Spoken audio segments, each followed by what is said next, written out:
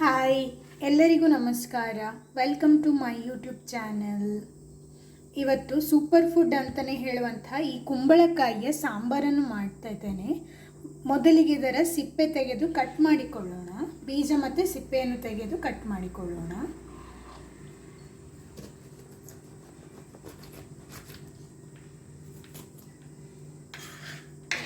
ಕುಂಬಳಕಾಯಿಯು ಹೆಚ್ಚಿನ ಎಲ್ಲ ಶುಭ ಸಮಾರಂಭಗಳಲ್ಲಿ ಉಪಯುಕ್ತವಾದಂತಹ ತರಕಾರಿಯಾಗಿದೆ.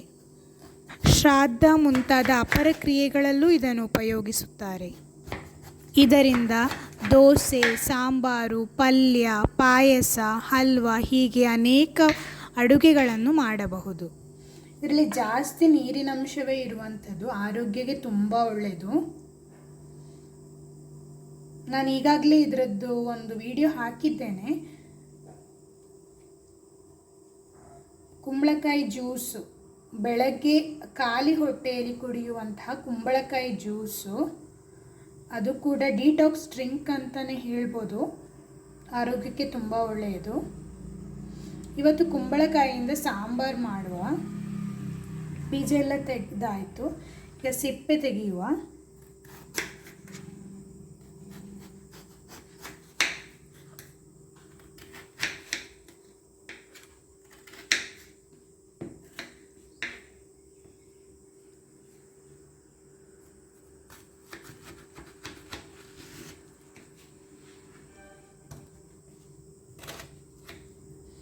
ಈ ರೀತಿಯಾಗಿ ಸಣ್ಣದಾಗಿ ಕಟ್ ಮಾಡಿಕೊಳ್ತೇನೆ.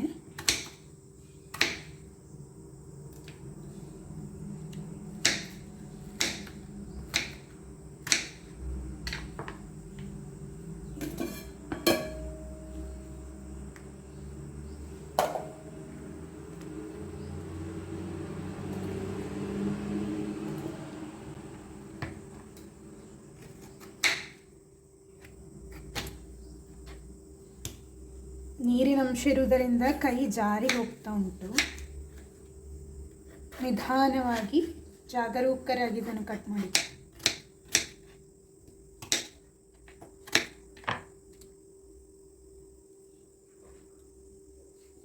ಇದರ ಈ ಸಿಪ್ಪೆಯಿಂದ ಕೂಡ, ಸಿಪ್ಪೆಯ ಓಡು ಅಂತ ಹೇಳ್ತೇವಲ್ವ, ಇದರ ಈ ಹಸಿರು ಭಾಗವನ್ನು ತೆಗೆದ್ರೆ ಈ ನಡುವಲ್ಲಿ ಸಿಗುವ ಈ ಬಿಳಿ ಭಾಗದಿಂದ ಕೂಡ ಪಲ್ಯವನ್ನು ಮಾಡ್ತಾರೆ. ಅದು ಕೂಡ ತುಂಬ ರುಚಿಯಾಗಿರುತ್ತದೆ. ಒಂದು ಪಾತ್ರೆಗೆ ಹಾಕಿದ್ದೇನೆ. ಈಗ ಇದಕ್ಕೆ ನೀರು ಹಾಕಿ ಬೇಯಲು ಇಡೋಣ.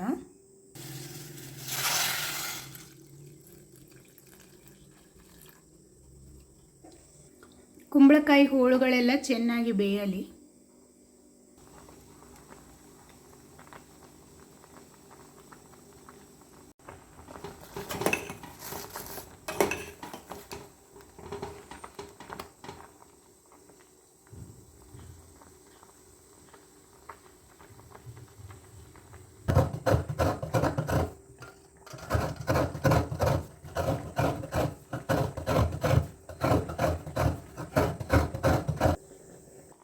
ಇದೀಗ ಮುಕ್ಕಾಲು ಭಾಗ ಬೆಂದಿದೆ. ನಾನು ಅರಿಶಿನ ನೋಡಿ,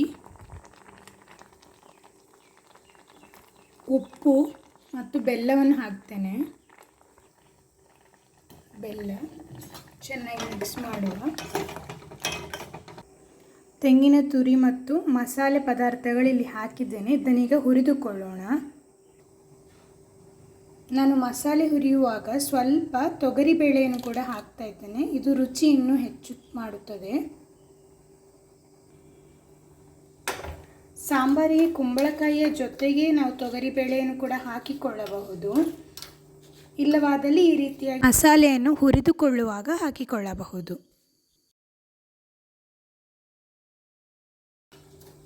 ಇದೀಗ ಚೆನ್ನಾಗಿ ಹುರಿದ ನಂತರ ತೆಂಗಿನಕಾಯಿಯೊಂದಿಗೆ ರುಬ್ಬಿಕೊಳ್ಳೋಣ. ಸಾಂಬಾರಿಗೆ ಮಸಾಲೆ ಚೆನ್ನಾಗಿ ಹುರಿದಾಯಿತು. ಇದನ್ನೀಗ ತೆಂಗಿನಕಾಯಿಯೊಂದಿಗೆ ಹಾಕಿ ರುಬ್ಬಿಕೊಳ್ಳಬೇಕು. ಜೊತೆಗೆ ಸ್ವಲ್ಪ ಹುಣಸೆ ಹುಳಿಯನ್ನು ಕೂಡ ಹಾಕಿಕೊಳ್ಬೇಕು.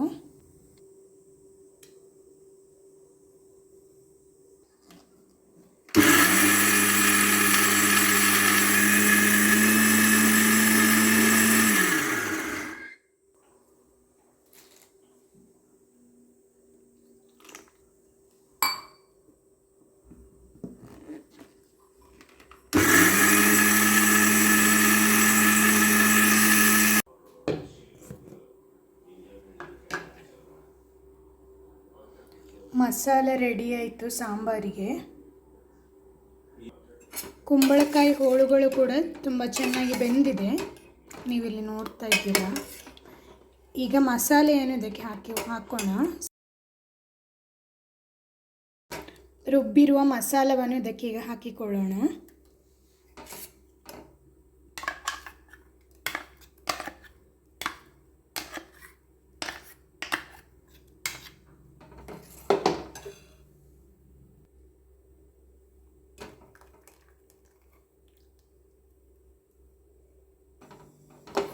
ಚೆನ್ನಾಗಿ ಮಿಕ್ಸ್ ಮಾಡಿ ಕನ್ಸಿಸ್ಟೆನ್ಸಿ ನೋಡಿಕೊಂಡು ನೀರನ್ನು ಹಾಕಿದರೆ ಆಯಿತು. ಇದೀಗ ಹದ ಉಂಟು.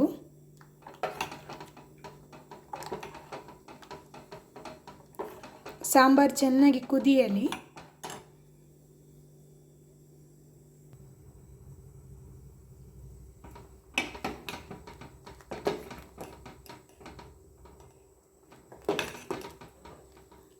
ರುಚಿಯಾದ ಕುಂಬಳಕಾಯಿ ಸಾಂಬಾರು ರೆಡಿಯಾಗಿದೆ. ಇದಕ್ಕೆ ಒಗ್ಗರಣೆ ಹಾಕಬೇಕು. ಇನ್ನೂ ಸ್ವಲ್ಪ ಚೆನ್ನಾಗಿ ಕುದಿಯಲಿ, 1 ನಿಮಿಷ ಚೆನ್ನಾಗಿ ಕುದಿಯಲಿ, ನಂತರ ಒಗ್ಗರಣೆಯನ್ನು ಹಾಕಿಕೊಳ್ಳುವ.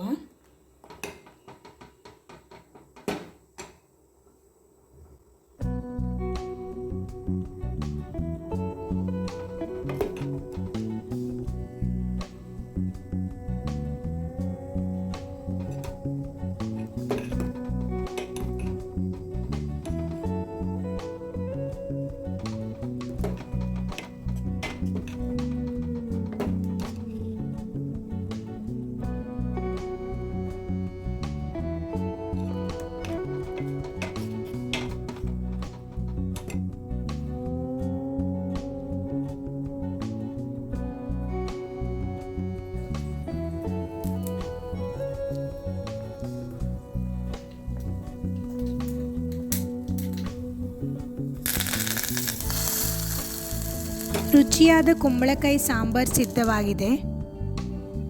ಈ ವಿಡಿಯೋ ನಿಮಗೆ ಇಷ್ಟವಾಗಿದೆ ಅಂತ ಭಾವಿಸ್ತೇನೆ. ಇಷ್ಟವಾದಲ್ಲಿ ಲೈಕ್, ಶೇರ್ ಹಾಗೂ ಸಬ್ಸ್ಕ್ರೈಬ್ ಮಾಡಿ.